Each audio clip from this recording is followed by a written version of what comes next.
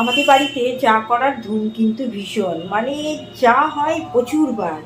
আর কি বলতো, সে ঘন, মানে দুধ দিয়ে চা, আর তার মধ্যে এলাচ আদা সব কিছু দিয়ে মানে ঘন করে চাটা।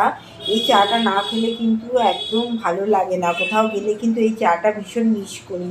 ভীষণ সুন্দর, ভীষণ সুন্দর।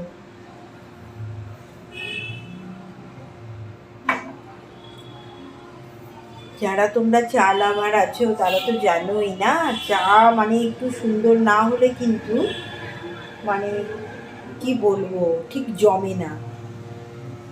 আর আমিও একটা খুব সুন্দর চা করি, সেটা হচ্ছে কাড়া চা।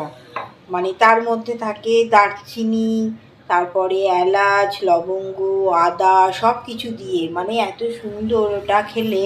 মানে ঠান্ডা লাগা কাশি হলে একদম মানে নিমেষের মধ্যে সেরে যায়। ভীষণ ভালো।